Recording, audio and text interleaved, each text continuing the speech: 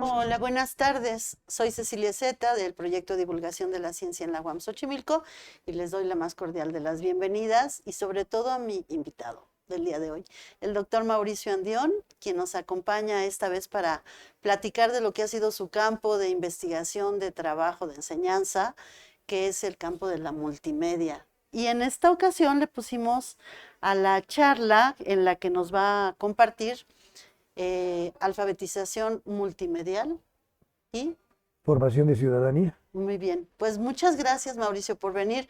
Estábamos recordando antes de entrar que a Mauricio lo conozco desde hace muchos años y me da mucho gusto que tener la oportunidad ahora. Siempre nos vemos, he seguido tu trayectoria desde hace mucho y el que nos hables de este tema que ha sido una sacudida en los últimos años, especialmente en la pandemia, que de repente los que estaban fuera del ámbito de la educación digital tuvieron que entrar a esto de una forma muy abrupta. Claro.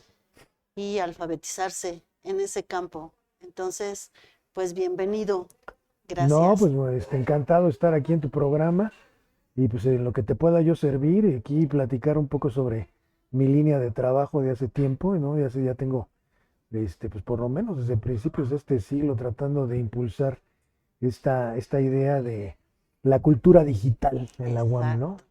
Pues, pero antes de empezar, quiero decirles qué formación tienes, qué por haces en favor, la UAM, por favor. porque un poco el objetivo de estos programas es que los investigadores de la universidad nos digan qué hacen, para qué sirve lo que hacen y quién es esa persona que está atrás del investigador.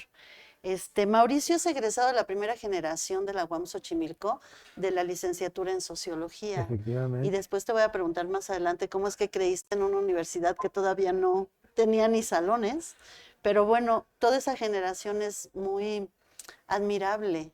Nos acaban de dar un reconocimiento Exacto. precisamente por valientes. Sí, fue una ceremonia muy emotiva, ¿no? Se volvieron a Sí. encontrar. Bueno, Mauricio, aparte de ser egresado de la primera generación de sociología, es maestro en ciencias de la educación por el CIMBESTAB del Instituto Politécnico Nacional y doctor en filosofía con especialidad en educación y comunicación por la Universidad de California en Los Ángeles. Es miembro del Sistema Nacional de Investigadores desde 2022 y es profesor investigador del Departamento de Educación y Comunicación de la División de Ciencias Sociales y Humanidades aquí en la UAM y da clases en el posgrado en Ciencias Sociales, de la División de Ciencias Sociales y en la División de Ciencias y Artes para el Diseño. Pues ahorita estoy dando clase en el doctorado en humanidades Ok, y estás ahí y, coordinando un área, ¿no? la línea de cine, la línea de teoría y análisis cinematográfico. Claro, que ayer platicaba un momento con Diego Lizarazo, tu colega, y le decía que debe ser un privilegio tomar clase con ustedes sobre el análisis cinematográfico, contigo, con Lauro Zavala y Con con Vicente Diego Lizarazo. Castellanos, Exacto, debe ser no solo un gran aprendizaje, sino un deleite de clases. no, bueno, Hasta dan pues ganas de el inscribirse ahí. cine ha sido una de mis pasiones, pero ahora yo lo inscribo sobre todo en el tema de la multimedialidad, ¿no? O sea, el cine también se vuelve un recurso educativo y estamos trabajando en el doctorado precisamente en ese sentido, ¿no? Hacer que el cine no solamente sea, pues digamos, algo exquisito o una diversión o un Exacto, entretenimiento, sino que realmente veamos el trasfondo pedagógico que puede haber en un filme, ¿no? En un exacto. texto fílmico. Ajá. Bueno, Mauricio se ha especializado en el estudio de los procesos de cambio cultural derivados de la relación entre la educación, la tecnología digital y los nuevos medios de comunicación, particularmente los procesos de apropiación social de las tecnologías de información y comunicación en los campos de la educación y la cultura. Es experto en el diseño y desarrollo, evaluación de estrategias educativas para programas de educación alternativa, así como en el diseño y desarrollo de objetos de aprendizaje y materiales didácticos en formatos multimedia. Ha publicado varios libros, muchísimos artículos, pero entre algunos de estos libros está el de Universidad Nodo, modelo para la formación de comunicadores en la era digital, que salió poquito antes de la pandemia, Poquito recuerdo antes de la pandemia, en el que 19. en el 19. Es coautor y coordinador de los libros La imagen y el tiempo, Miradas al pensamiento, de Diego Lizarazo, que también es un libro Que reciente, acaba de salir este año, calientito, que está sí, por salió este. presentarse, ¿no? Sobre la obra de Diego Lizarazo. Horizontes digitales, rupturas e interrogaciones en la reconfiguración sociodigital contemporánea, por la UAM y la editorial Gedisa en el 2021. Hermenéutica de la producción simbólica del 2018, editado por la UAM. Símbolos digitales, representaciones simbólicas de la tecnología digital en la comunidad escolar, por Editorial Siglo XXI en 2014, y uno ya de hace tiempo, Comunicación y Educación, enfoques desde la alternatividad, por Purrúa, México. Sí, Bueno, que fue lo que dio lugar a nuestra área de educación y comunicación alternativa. exacto. Y entonces, a ver, cuéntame, Mauricio, ¿qué es esto de la alfabetización multimedial? Bueno, la alfabetización es un recurso educativo que necesitamos promover en las instituciones de educación, no solamente la universidad, sino en todas las instituciones educativas, derivado del momento histórico que estamos viviendo, del momento de transición, casi podría decirte civilizatoria, en la que estamos viviendo a partir de la irrupción de las tecnologías digitales, ¿no? O sea, estamos en la era digital, Ujú. ¿no? Estamos en una época, según Castells, en donde todo se vuelve información. Eh, entonces, bueno, en la medida en que estamos en esta transición histórica, ¿no? Que está cambiando nuestras formas de ver el mundo, nuestras formas de actuar, nuestras formas de pensar, pues evidentemente requerimos de otro tipo de aproximación a los procesos educativos. Ujú. Y, eh, y bueno, digamos, ahorita el nombre del juego en educación, a partir de esta circunstancia, ¿no? De que vivimos un momento en donde todo se está digitalizando, pues es la innovación educativa. Entonces, la alfabetización multimedial es un recurso innovador, ¿no? De tratar de incorporar a los agentes sociales a la vida pública, ¿no? ¿no? Entonces, para poder participar en la vida pública, digamos, en el siglo XX, era requisito saber leer y escribir, ¿no? Y ahora, Y ahora no solamente leer y escribir, ahora tenemos que saber producir imágenes, producir videos, leer videos, producir textos icónicos y deambular además en el ciberespacio, que es un mar de información que implica que nosotros sepamos distinguir, ¿no? De la información útil de la inútil, porque bueno, la red está llena de basura. ¿cómo? La red es un espacio en donde para participar tenemos que tener una conciencia crítica, ¿no? Y poder evaluar la información que estamos consumiendo, ¿no?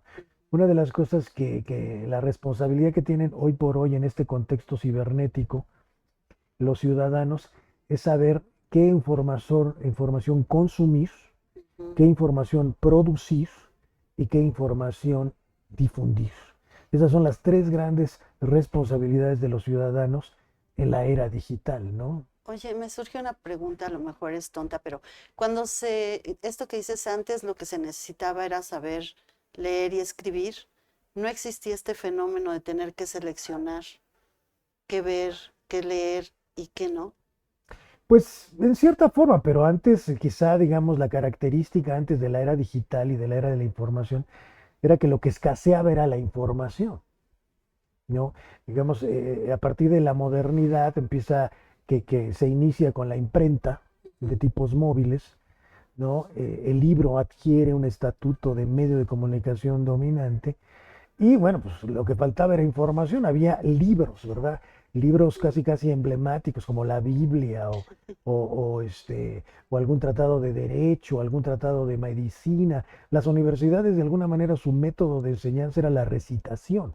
Fíjate, justo vamos a tener una charla en diciembre Mm, con este maestro Uriel de Santiago, ok. que está en producción editorial, que nos va a hablar sobre cómo los libros en el siglo XIX eran los que educaban y qué son las ideas que nos traían de la Nueva España Él y acaba que de eran las publicar determinantes. precisamente, sí. Exactamente, vamos a hablar de eso, pero lo traes a colación porque efectivamente era el libro, pero también lo que contenía el libro era lo que determinaba cómo se generaban las ideas Claro, en el México. y de alguna manera la democracia representativa está ligada directamente a la emergencia de estos medios masivos de comunicación, porque de saber que la democracia pues es un fenómeno raro, ¿no? En la historia de la humanidad, que en un momento dado se dio en los griegos, ¿no? En comunidades pequeñas, pero la democracia como una forma de organización en sociedades masivas, pues solamente se pudo producir a partir de la emergencia de los medios masivos. Ujú, Y lo primero fue la imprenta, ¿no? sí. Y siguió el telégrafo y continuó la radio, la televisión, el cine, y hoy por hoy tenemos a Internet, ¿no? Pero también recuerdo que en los ochentas, justo en comunicación, hablaban de la caja idiota, Ujú. ¿no? La televisión que daba muchos mensajes y que había que saber qué canales ver, qué información seleccionar y poderla tener como un alimento serio. Me acuerdo que Javier Esteinú hablaba mucho sobre eso. Sí. Guillermo Orozco es, digamos, ahora sí que la persona que más ha trabajado sobre esta educación sobre los medios, particularmente la televisión, porque, Ujú, pues sí, de alguna manera la televisión marca un antes y un después en el consumo de información, ¿no? ujú, Porque empieza a prevalecer la imagen por sobre el texto escrito, exacto. ¿no? De hecho, precisamente acabamos de trabajar un libro que se llama El Homo Videns Ujú. de Sartori, en donde establece precisamente esta tesis de cómo es que la televisión y el lenguaje audiovisual eh, reduce la posibilidad de la capacidad de abstracción de los seres humanos y nos volvemos prácticamente en zombies, ¿no? Y ahora, Ahora más, con todo esto, ahora aún más, los aún más, multimedios, aún ajá. más. Y de ahí que la alfabetización multimedial se vuelva una necesidad imperiosa, ¿no? ¿Y cómo se puede hacer esta alfabetización? Pues mira, yo he estado trabajando precisamente el concepto, muchos compañeros han estado trabajando, existen conceptos como la alfabetización digital crítica, ¿no? Alfabetización, la alfabetización digital es un concepto que se empieza a trabajar desde la UNESCO, ¿no? En los años 90, ¿no? Ujú, Y Y entonces nos damos cuenta que la alfabetización digital tiene por lo menos dos vertientes, que es la informacional y la multimedial. ¿Por qué? Pues porque estamos hablando de las TICs, ¿no? Tecnologías de información y comunicación. Tienes que haber una alfabetización informacional, ¿no? Que implica saber código, saber cuestiones de informática, ¿no? Y en el caso de lo multimedial, pues es Internet, que es el Internet 1.0, y en este siglo el Internet 2.0, ¿Qué diferencia hay entre uno y otro? que el Internet 2.0 son las redes, ya interactúas, ya tenemos todos la capacidad precisamente de producir, consumir y difundir información. Todos nos volvemos un nodo dentro de este sistema de redes en el que estamos inscritos. ¿De eso tu libro, el del 2019?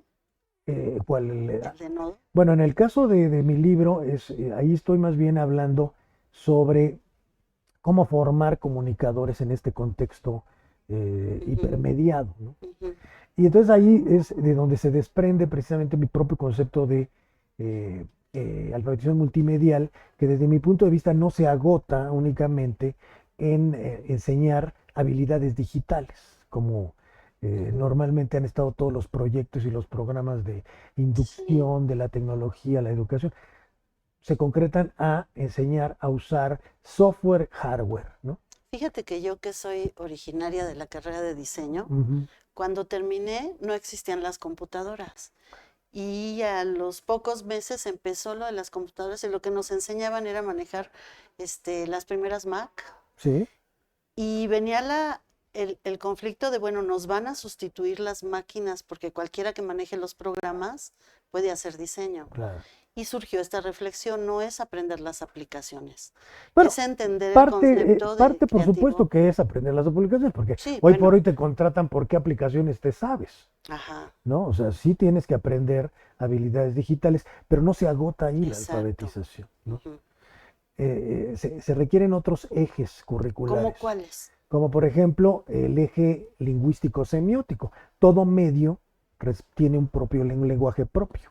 El Ujú, cine tiene un lenguaje propio, la foto tiene un lenguaje propio, ¿no? Por ujú. supuesto, el texto escrito es un lenguaje, ¿no? Los memes Que digamos serían.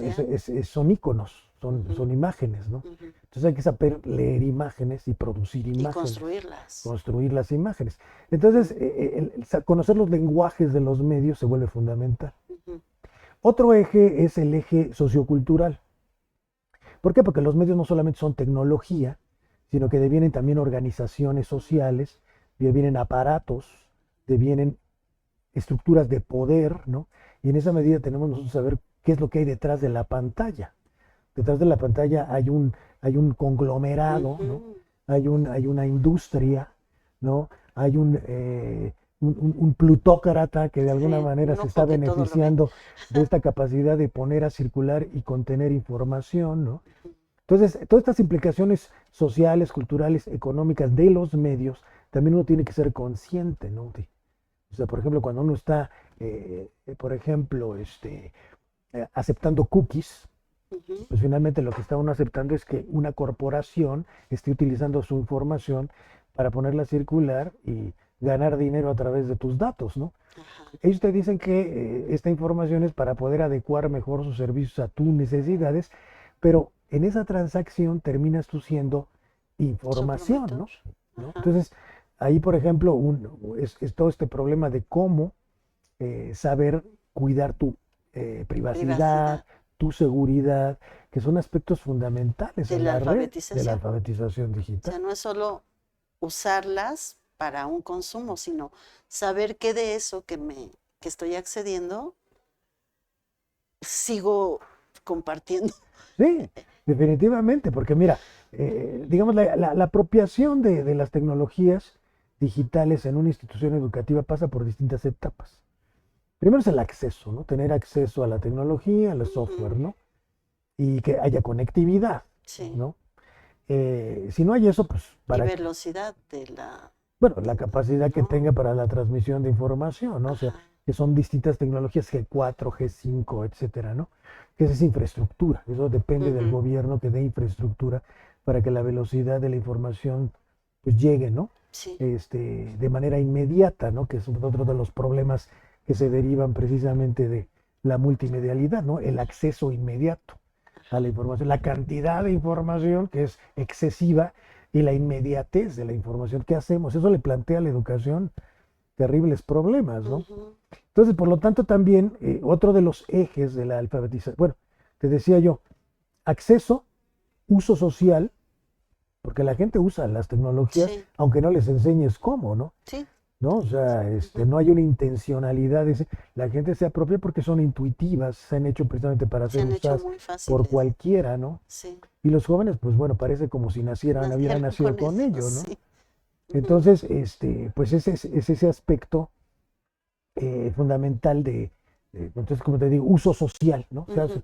pero el uso social no necesariamente es un uso apropiado, ¿no? El uso social muchas veces te distrae, te mete a la pornografía, te mete a Sí, múltiples te ámbitos. puedes ir a... No, no, puede ser hasta pernicio, te puedes volver adicto Sí. a las redes, que es un hecho, que se puede Ujú, volver adicto. ujú. Y luego las redes también provocan una serie de trastornos Psicosis, psicológicos, ¿no?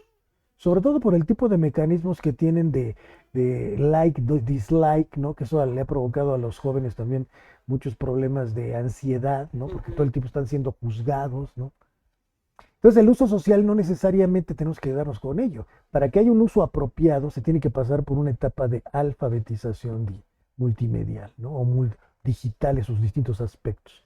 Entonces te decía yo que la alfabetización multimedial pasa por, en primer lugar, los saberes tecnológicos. Segundo lugar, los lenguajes de los medios. Tercer lugar, sus implicaciones sociales y culturales. Un cuarto elemento que es fundamental también es el elemento cognitivo. Nosotros tenemos que aprender determinadas habilidades, que se les conocen como habilidades blandas, que van más allá de lo tecnológico, que tiene Ok. que ver con cómo habitas la red. En la red se requiere una serie de habilidades como la capacidad de cooperar, la capacidad de comunicar, la capacidad de crear. Uno tiene que ser Mm, creativo, aprender a ser creativo, es un elemento fundamental. Estábamos hoy hablando sobre cómo es que en las escuelas de educación básica, los profesores que más receptivos son a la incorporación de la tecnología a sus escuelas son los profesores creativos, ¿no? O sea, realmente son instrumentos que te permiten crear, producir contenidos, producir materiales educativos, ¿no? Entonces, esta parte también de lo cognitivo, ¿no? De las habilidades blandas, de saber comunicar, de pensamiento crítico, saber colaborar, ¿no? Son elementos que también hay que fomentar en la alfabetización digital. Y luego además, si tú además le das un sentido ético-político, ¿no? A la formación, a la alfabetización digital, pues entonces ya estás orientando esta formación a la formación de ciudadanos, ¿no? O sea, la alfabetización digital no solamente es para aprender a desempeñarte como un ente productivo en la sociedad, sino también como un ente político, ¿no? ujú. ¿No? Antes de seguir, déjame agradecer a Iván Pavel, Citla Trejo, Tere Contreras, Jocelyn Prudente, Jorge Castañeda, Natalia Centeno, Gabriela Lanz, Cari Hasay, Cere, Saula Sánchez, que nos están viendo, Nayeli Cortés Castillo, Ariana Uribarri, Omar Quijas Arias, que nos están siguiendo. Y bueno, los invito a que si quieren hacer alguna pregunta o algún comentario, estoy revisando para hacérselo llegar al doctor Mauricio. Y vamos a seguir. Me llama la atención esto de, llegó la tecnología, todos la usamos y ahora es más barato hacerlo. Hay redes en las calles, un teléfono te lo puedes comprar hasta en el Oxxo, Pero todos lo usamos, pero no todos lo usamos apropiadamente. exacto. Entonces, a eso vamos. Se necesita la alfabetización digital, o sea, saber qué es lo que hay ahí para saber cómo nos apropiamos de manera constructiva, sana y comprometida y responsable. Porque Exactamente. lo que vamos a consumir y lo que vamos a producir con lo que consumamos, ya sea a través de las redes o de compartirlo de boca en boca, puede ser nocivo, puede ser constructivo hacia la ciudadanía. Sí, ¿no? Y se hace política hoy en día, a partir de la Bueno, sí. información que se consume, se produce y se difunde, ¿no? O sea, hoy por hoy vivimos en lo que se conoce como la era de la posverdad, ¿no? Ujú. Es decir, en donde ya la verdad no es relevante, sino es lo verosímil, ¿no? Se Exacto. busca lo que sea verosímil, no que sea verdad. Entonces esto ha afectado muchísimo las prácticas comunicativas, ¿no? O sea, los periodistas hoy en día cada vez buscan menos la verdad, que ese era un eje de su formación, ¿no? O sea, Y la verosimilitud, ¿cómo la definirías? que parece, ¿verdad? ¿No? Que parece, ¿verdad? Sí, se Son soporta con simulaciones, tantos likes que ya crees que... son montajes, ¿no? Ajá. O sea, hoy por hoy precisamente la tecnología te permite construir montajes, te permite generar simulaciones. Ahorita, por ejemplo, con la inteligencia artificial, pues Bueno, ya. ya hay deepfakes ahí que parece como que estás Sí. hablando y no eres tú, ¿no? ¿No? Entonces todo esto evidentemente tiene uno que procesarlo dentro de programas de alfabetización multimedial, ¿no? O sea, Ajá. dado que los medios hoy por hoy están tan cercanos, tan accesibles, pues tenemos que saber cómo utilizar esos instrumentos, esas herramientas, ¿me entiendes? Para que realmente podamos ejercer una acción política que nos permita convivir de manera armoniosa. Uno de los problemas que tenemos hoy en día, y precisamente tiene que ver con los algoritmos, es que estamos polarizándonos en la política, no nos estamos pudiendo entender. Ujú. O sea, tenemos una tecnología de comunicación sumamente sofisticada, pero estamos perdiendo la capacidad de entendernos, de conversar, Ujú. o sea, de alguna manera se está poniendo en tela de juicio lo que Habermas decía, que es el sentido de la acción comunicativa, ¿no? La acción comunicativa existe en la medida que busquemos entendernos, ¿no? Ujú. Y hoy por hoy, a través de los nuevos medios, más que entendernos, nos estamos polarizando, cada Cada quien quien asume en su su verdad burbuja, de acuerdo a su, a pues, su a origen, quien a su sigue, a quien, contexto, ¿no? Y entonces al recurso ese que es un tiene. problema también, ese es un Ajá. problema también, ¿no? ¿Cómo lograr que se logre restablecer la conversación en la sociedad? Porque las sociedades democráticas no son más que diálogos Ujú. y conversaciones, ¿no? Y ponernos de acuerdo entre todos para ver cuál es la mejor solución. Si no nos podemos comunicar, no existe la posibilidad de que haya un sistema democrático, ¿no? No, y una construcción humana de crecimiento. Claro, exactamente, ¿no? Mira, nos dice Nacheli Archundia. Buenas tardes. Gracias por compartir sus conocimientos. ¿Qué papel tiene la mediación parental en la alfabetización digital de los hijos? Gracias, Nacheli. Pues mira, yo creo que esta es una de las cosas que también son muy importantes, de cómo los padres tienen que también pasar por programas de alfabetización digital. Dice, ¿por qué? Pues porque normalmente los jóvenes y los chicos están tan imbuidos en la tecnología que muchas veces pueden incluso hasta a tener habilidades que los padres no tienen, ¿no? Y acceder a espacios de información que que los padres ni siquiera se imaginan. Entonces, ciertamente los padres tienen que estar muy pendientes de qué es lo que consumen, qué es lo que producen y qué es lo que difunden sus hijos, ¿no? No prohibírselo, sino No, que pendientes para explicar, porque mira, esa... una de las cosas bien interesantes que estamos ahorita en la educación dándonos cuenta es que como la información fluye tan rápido, ¿no? Y todo cambia tan rápido, ¿no? Y hay tanta información que fluye a través de nuestras pantallas, ¿no? Que el educador lo que tiene que hacer es ralentizar el proceso. Es decir, tomar una información y decir, bueno, a ver, espérame tantito. Vamos a ver de esta información que curamos, digamos, es decir, escogimos por su valor social, vamos a analizarla en clase, vamos a analizarla en los espacios educativos, vamos a detenernos un poco para poder ejercer un juicio crítico respecto a la información. Porque si nosotros nos clavamos en más información, más información, más información, simplemente no se cumple una función pedagógica, ¿no? Simplemente te embotas de información. Tú puedes estar 2 horas ahí scrolleando Ujú. y obteniendo información de distintos videos, audios, lo que sea, y después de una hora no sabes ni siquiera de qué te enteraste, ¿no? Es demasiado. Entonces el educador tiene precisamente que decir, no, espérate, vamos a ralentizar el proceso y vamos realmente a ejercer nuestra conciencia crítica, a utilizar nuestro cerebro, ¿verdad? Para poder seguir siendo seres racionales, seguir siendo Homo sapiens, diría Sartori, Ujú. ¿no? O sea, ¿Y qué tantas personas están capacitadas para alfabetizar a todos los que necesitamos? bueno, para empezar, como te digo, en la medida en que la alfabetización digital no se limita únicamente al aprendizaje de habilidades digitales, se requieren de equipos de docentes. O sea, no puede ser una persona la que te voy a enseñar todo lo que tiene que ver Ujú. con los medios. Tiene que haber realmente equipos de profesores, que es una de las cosas que necesitamos hacer aquí también en la universidad, ¿no? Dejar de pensar que es un solo profesor del que Exacto. depende, ¿no? La formación y darnos cuenta que hoy por hoy estamos en red, tenemos que tener redes de aprendizaje, ¿no? Ujú. Entonces, ¿quiénes somos? Pues todos somos los que tenemos que participar en este proceso. Unos con unos conocimientos, otros con otros, ¿no?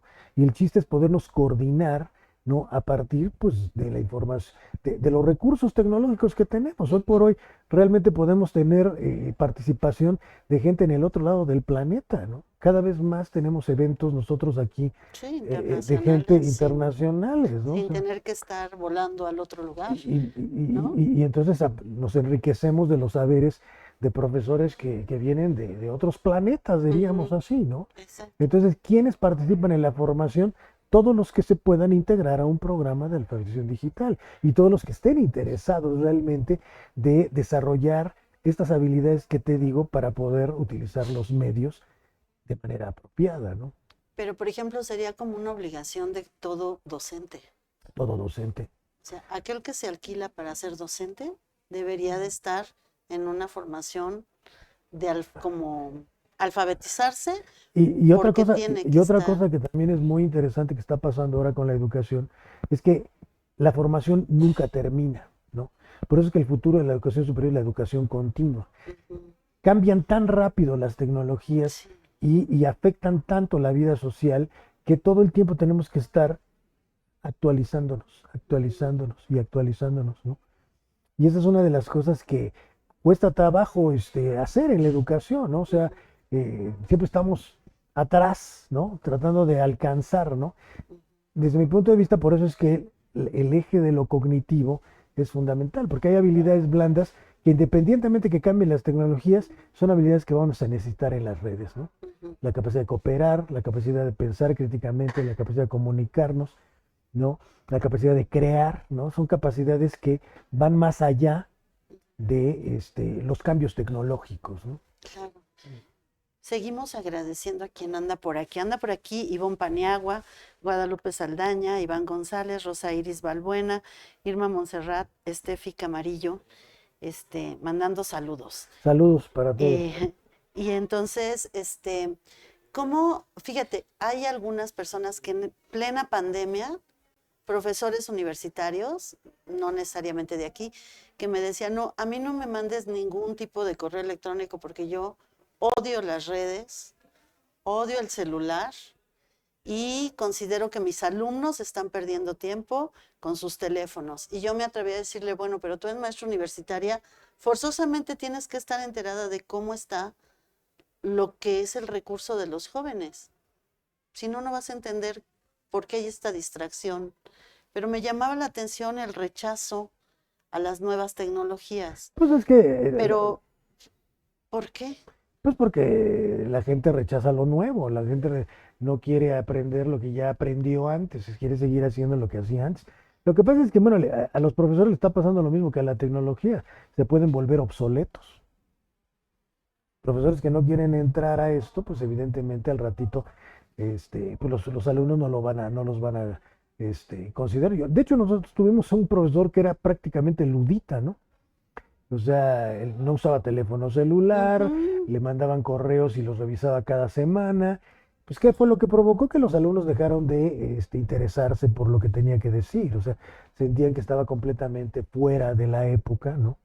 Y pues dejó de cumplir una función docente, la verdad, ¿no? Pero sigue trabajando. Pues sigue trabajando, pero pues porque aquí así es la Porque universidad. Pero pero no es porque realmente esté cumpliendo una función educativa, ¿no? ajá. Entonces, ese es el problema. Ahora, al mismo tiempo, no solamente la tecnología está cambiando, los alumnos están cambiando. Y O sea, cada la vez llegan relación que más tienen los alumnos jóvenes. con la tecnología provoca que los estudiantes sean de otro tipo. O sea, por ejemplo, su capacidad de atención, ¿no? O sea, antes pues, podían prestar atención a una película largometraje. Hoy por hoy ya los largometrajes les parecen demasiado largos a los estudiantes. No digamos una clase, una conferencia, ¿no?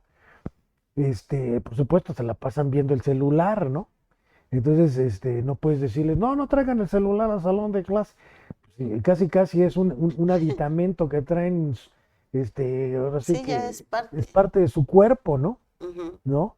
Entonces no puedes tú decirles que, pero entonces lo que tienes que hacer es utilizar ese recurso en tu exacto. clase, ¿no? O sea, Bueno, si este recurso te remite a todas las redes y te remite a toda la información del planeta, pues tráetela al salón de clase, ¿no? Justo ahí estaría como esta parte creativa de los docentes, Claro, por ¿no? Es decir, bueno, en supuesto. lugar de rechazarlo, incorpóralo a esta relación que tenemos en el aula para ver de qué manera Y más en construimos nuestro sistema algo modular, en donde en nuestro sistema modular gira en torno a lo a que la es. investigación, a Exacto. investigar problemas de la realidad, ¿no?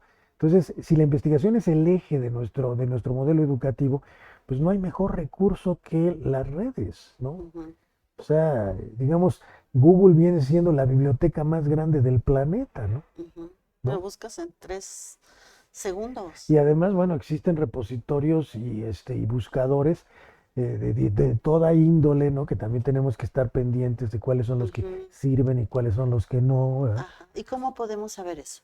Pues los profesores, pues que estamos conscientes de esto, pues damos esa información, ¿no? Y Entonces necesitamos más profesores que tengan interesados en, conocimiento de esto para que puedan orientar claro, y a sobre los todo, fíjate, en alumnos. educación básica. Precisamente acabo de estar en un par de exámenes de la maestría de educación aquí sobre la incorporación de las tecnologías a la educación básica, ¿no? Ujú, Y una de las cosas que definitivamente se requiere es que los saberes docentes permitan que la tecnología se incorpore a las escuelas por esto de la ujú. resistencia. Entonces, ¿qué significa? Significa que tenemos que formar nuevas generaciones de profesores. O sea, el normalismo tiene que cambiar completamente. O sea, los profesores tienen que salir con competencias tecnológicas, con una conciencia Sobre crítica, todo con un pensamiento abierto a abierto, estas. a que estamos en otra época. Es otro paradigma, ¿sí? Exacto, otro modelo de iteración con el conocimiento, con la tecnología, con los alumnos y con el mismo espacio educativo. O sea, muchas veces hay teóricos que han hablado de que pues, la escuela tiene que cambiar completamente su configuración, ¿no? Ujú. O sea, como te decía, ya el maestro ya no puede ser un maestro, tiene que ser un equipo de maestros, ¿no? El experto en contenido, el desarrollador de materiales didácticos, el que maneja la plataforma, el que diseña el currículum, ¿cómo le llaman? Diseño instruccional. Ajá, Entonces, hay una serie de componentes docentes que tienen que estar participando ya el maestro aislado, solito. Una de las cosas, eso por ya ejemplo, fue. que decían en estos trabajos que presentaban los alumnos de la maestría es que el maestro no, de primaria se siente muy solo. No hay un acompañamiento realmente por parte del Estado Mm, que les vaya diciendo, pues mira, ya llegó esta tecnología, pero tienes que hacer esto, ya llegó esta ujú. tecnología, pero tienes que hacer esto. Aquí una capacitación permanente, ¿no? Un acompañamiento permanente, ¿no? Por supuesto, esto implica cambios sustanciales en el De sistema todo. educativo, ¿no? Porque estamos en Ajá, crisis, exacto. ¿no? Y la crisis implica cambio, ¿no? Entonces, por eso tú me platicas de profesores que no quieren entrarle ni al internet, pues yo les diría, pues mejor retírate de la profesión educativa, ¿no? ¿No? Sí, no te puedes alquilar para eso, porque finalmente el alumno que entra es más joven y cada vez es más joven Y ya, y cada y vez ya tiene hace un nuevos uso, y recursos. ya hace un uso social de esa tecnología. Ajá. Y tú tienes la responsabilidad de decirle, no, espérate, pues el uso social no es suficiente porque con eso te distraes, corres riesgos, te metes en problemas porque estás dando más información de la debida, ¿no? O Ujú, sea, nada más por poder ir por una imagen o por ir porque te ponen ese tipo de trampas, ¿no? Las ujú, corporaciones que ponen a circular esa información. Y bueno, incluso los agentes individuales, ¿no? ujú, Porque ahora de lo que se trata es de conseguir likes en las redes, ¿no? ujú. Monetizar a partir de los likes y las... Hagas lo que hagas. entonces, para poder, estamos en una economía de la atención, o sea, todos están compitiendo por la atención de los usuarios.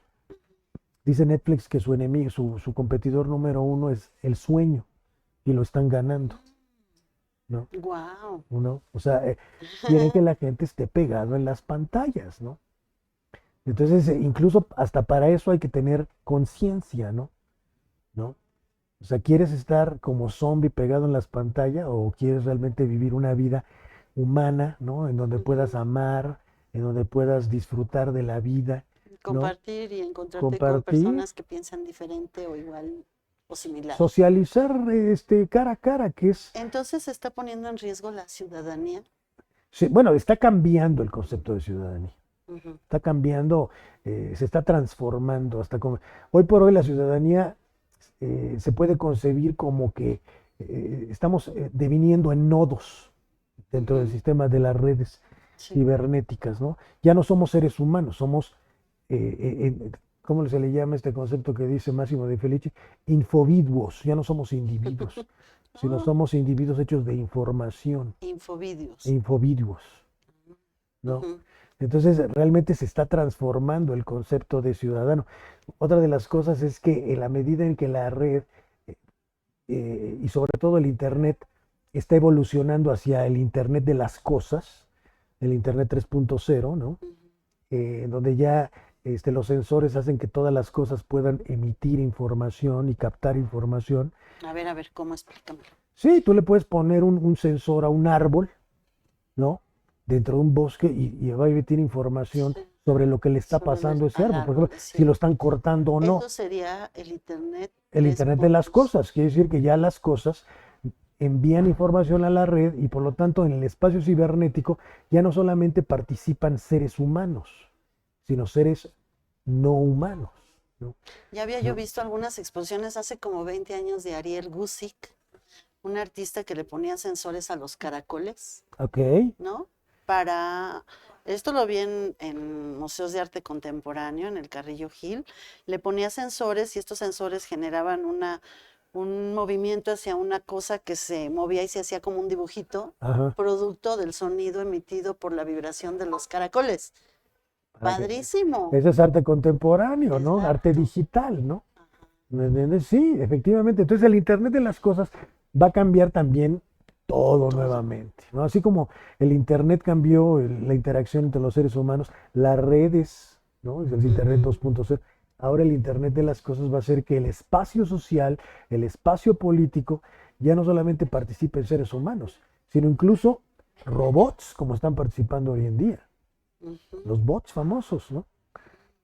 ¿Cómo? O entidades artificiales creadas para los efectos de ser agentes sociales dentro del espacio cibernético, ¿no?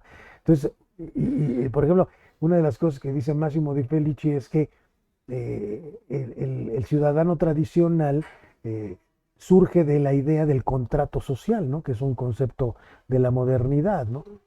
Ahora tenemos que crear un contrato natural porque tenemos que establecer acuerdos no solamente con seres humanos, sino también con la naturaleza, ¿no? Y con los ecosistemas, ¿no? Bueno, eso lo hemos platicado mucho con tus colegas de aquí de biológicas, Ajá, de cómo ha cambiado también el concepto de observar a la naturaleza, que antes era algo que estaba fuera del ser humano, exacto. a servicio para el hombre, y después tuvo que cambiar el paradigma y decir, a ver, no, somos parte, por lo tanto nuestra relación con el ambiente es otra, y tenemos que cambiar nuestra manera, o sea, como una alfabetización sobre la naturaleza. Sí, Ha sido un cambio es una ruptura, también, incluso es una crisis de la concepción de, occidental, ¿no? De la naturaleza. Nosotros separábamos, nos sirvió exacto, mucho a Occidente esta manera de ver la naturaleza como algo separado, porque nos permitió generar estudiarla. tecnología que operara sobre lo natural, ¿no? O sea, la ciencia moderna está fundada precisamente en esa separación. Ujú. En tanto que, por ejemplo, la ciencia de los pueblos aborígenes, no, pues no, ellos sí tienen una visión holística, Sí, ellos sí tienen una visión, digamos, compleja del ujú, mundo, ¿no? ujú, Se sienten parte de la naturaleza, no están en el centro de la naturaleza como nosotros los modernos hubiéramos concebido, ¿no? ujú, Desde la imagen de Da Vinci, ¿no? sí, El hombre de Vesubio, ¿no? Vitruvio, perdón. ujú, Entonces, bueno, estamos en el centro nosotros. Y hoy está habiendo un cuestionamiento de ese modelo de concebir el mundo, ujú. ¿no? Fue eurocentrista Es el... una revolución copernicana, digamos, Ujú, ¿no? En el campo de la cultura, ujú. ¿no?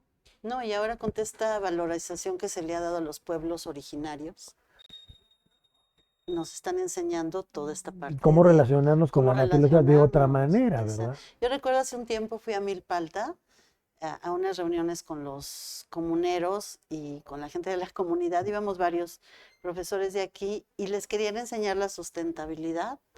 Decían, hay que separar los residuos. Y decían, es que nosotros siempre los hemos separado. sea, no desperdiciamos nada. Los residuos orgánicos se van a hacer compostos, se los damos a los puercos y lo otro lo usamos para reusarlo para poner la granja, el cuarto. Sí, los que tenían que aprender de ellos Los que eran... tenían que aprender fue una cosa así como que los sacudieron, Claro, sí, ¿no? por supuesto que sí.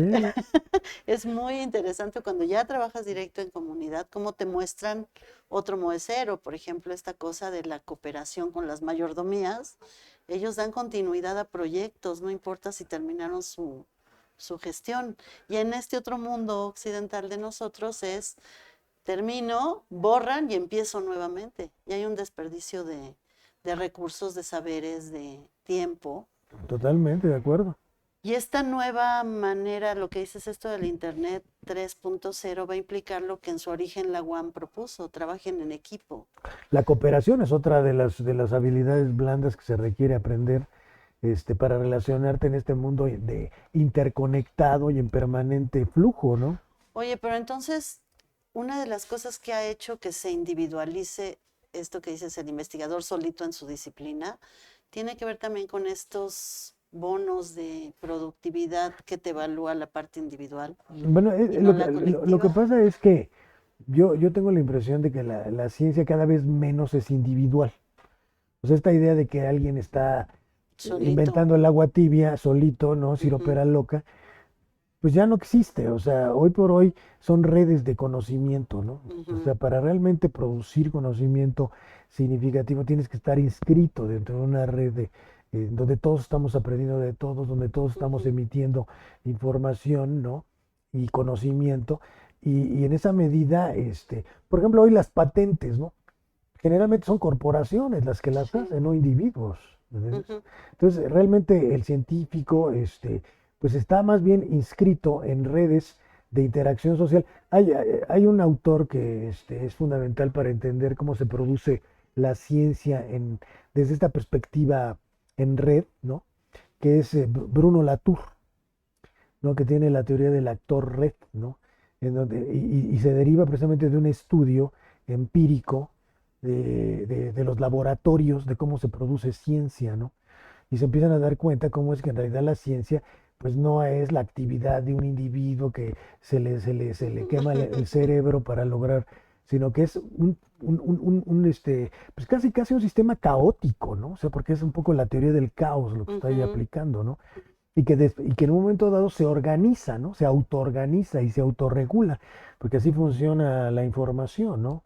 O Exacto. sea, parece caótica, pero después adquiere una estructura, ¿no? Y esa estructura es autopoyética, diríamos, Exacto, ¿no? que hasta entender que esto del caos estaba descalificado, ¿no? Sí, estaba descalificado, pero ahora nos Pero damos cuando te das cuenta que no. cuenta que el caos es un orden que llega a partir de ese caos, es una Exactamente, nueva construcción, esto de la autopoiesis es una maravilla, exactamente. Se crea el orden a partir del del desorden, ¿no? desorden, ¿No? exacto, es necesario para sí mismo volverse ordenado para entonces descomponerse otra vez y volverse a ordenar. Y esa es la vida y en el cosmos, Exacto. O sea, ¿no? pues, regreso, entender que así somos naturaleza compleja, Exactamente, ¿no? ¿no? Con una Pero necesidad de la ciencia renovarse. moderna tendía a hacer reducciones, ¿no? A reducir Ujú, la complejidad, ¿no? Y a partir de ella operar sobre la naturaleza. Y nos dio resultados, ¿eh? sí, Pues claro. llegamos a la luna, ¿no? ¿No? Ujú, Con un cohete a la luna y a partir de esa manera de concebir la sí, ciencia, ¿no? ajá. ¿No? Oye, Mauricio, ¿hay manera de que salgamos de esta? O sea, de que podamos alfabetizarnos la mayor parte de la gente para entender que es un acto político. Pues es un proceso eh, histórico, ¿no? En donde, les comento ahorita a mis alumnos, estamos en un momento de transición en donde lo nuevo no termina por emerger y lo viejo no termina de ujú, acabarse, ¿no? Entonces, por eso a veces nos confundimos, ¿no? Pero ¿cómo es que en realidad sí, pasa eso si en realidad ahorita, por ejemplo, la política sigue siendo a partir de un líder, a partir de ujú, partidos, a partir de sí, parlamentos, ¿no? Esto de hacer política en la red en donde no existan partidos, no existan líderes, todos seamos parte de una red, pues sí está sucediendo, pero todavía estamos sí, viviendo está todavía la parte anterior lo con lo nuevo. anterior, ¿no? Entonces es un proceso largo, en lo político y en lo educativo también, ¿no? Es un proceso en donde al ratito la alfabetización digital va a formar parte del currículum y nos vamos a dar cuenta que es Ujú. de lo que se trata, ¿me entiendes? El año pasado tuve oportunidad de traer a un ingeniero que hace inteligencia artificial. Bueno, trabaja con inteligencia artificial, imágenes, y trabaja en la iniciativa privada.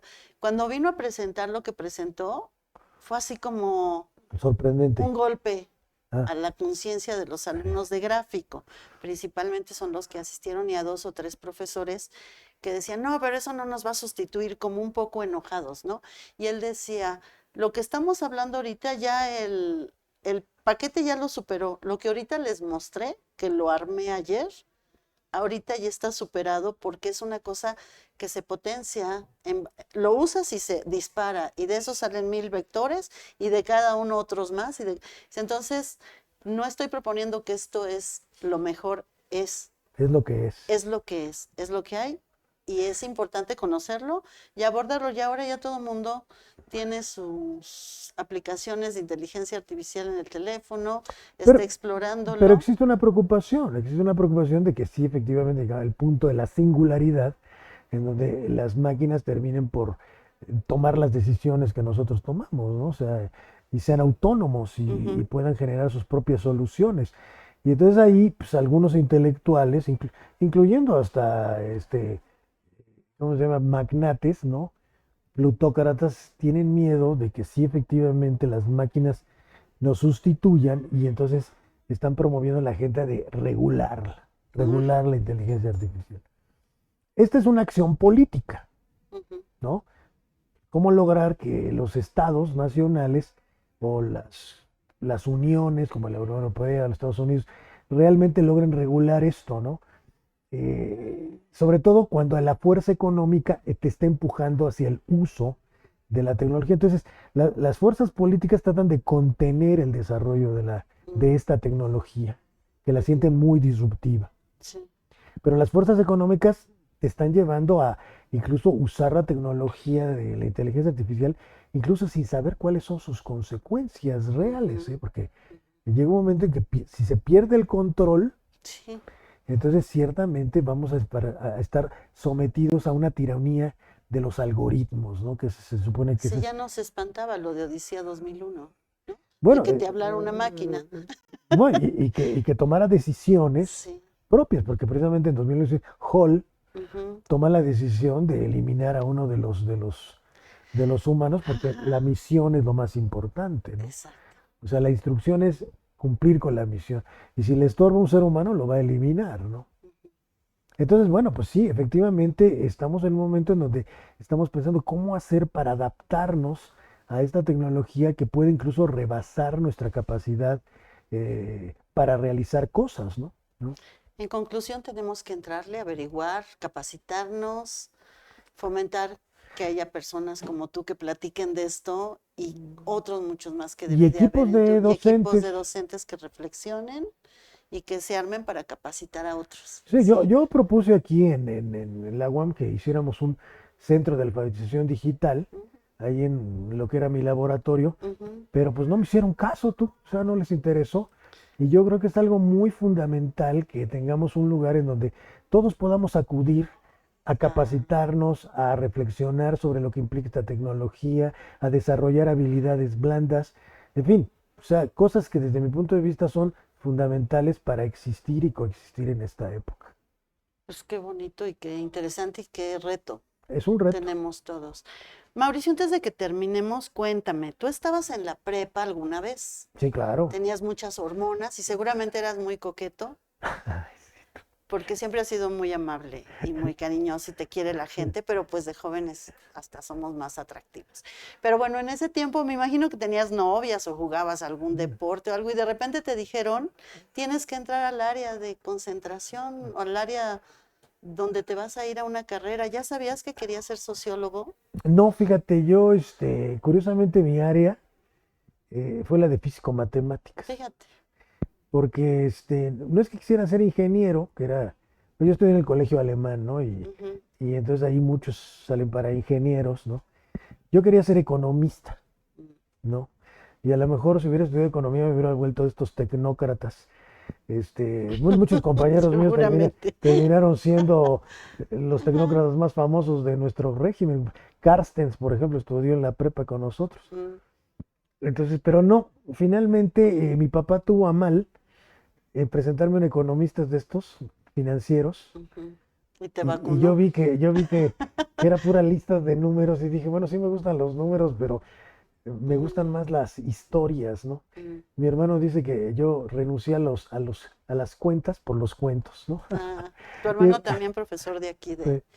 Entonces, bueno, ¿qué fue lo que pasó? Que pues reorienté mi interés hacia la sociología pero la quería yo ver como una ciencia social realmente a la sociología.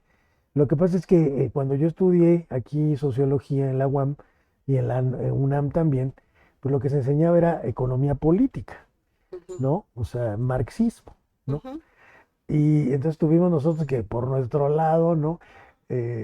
Bueno, y sí tuvimos algunos profesores que nos dieron contenido sobre los clásicos de la sociología y me metieron el chip de ser sociólogo y yo hoy ujú, por hoy sí me considero sociólogo, ¿no? ujú, Primero fui sociólogo de la educación, sociólogo de la cultura, hoy por hoy sociólogo de los medios, ¿no? ujú.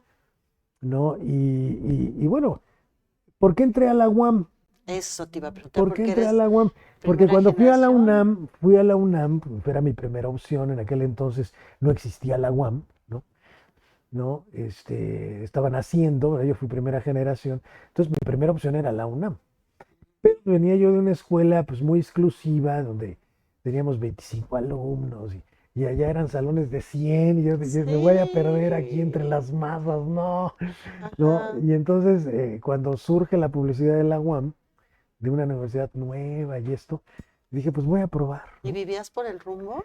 Pues yo vivía en Tlalpan, Bueno, pero entonces cerca. se abrió esta de Xochimilco y en aquel entonces el periférico era una pista podías irte en Sí. 5 minutos, llegabas. Pero el caso es que, pues decidí que quería probar, ¿no? ¿Y Quería qué le probar. anunciaron? Me ¿Alguien te anunciaron la contó o publicidad, qué? sí, la publicidad de Ujú. pues, una universidad nueva, los jóvenes, todo joven. Entonces me dejé llevar por la publicidad para ver qué onda, Ajá. ¿no? Y como no existía en ese entonces ninguna universidad físicamente, ni siquiera en términos de planes y programas, existía un proyecto que Documento. era el documento Xochimilco, Xochimilco. que era pues Ajá. muy sugestivo, la verdad, porque Sí, es muy lindo. nos inspiró a todos, ¿no? Ajá. Por ejemplo, antes de llegar a la universidad nos juntaron a los aspirantes, ¿no? En el penthouse, un penthouse que estaba ahí en Barranca del Muerto. Ajá. Y, E y- insurgentes. y, En exactamente, la ¿no? cochera del Bentley. Hoy hay un Ándale, Burger King. ándale, sí, sí.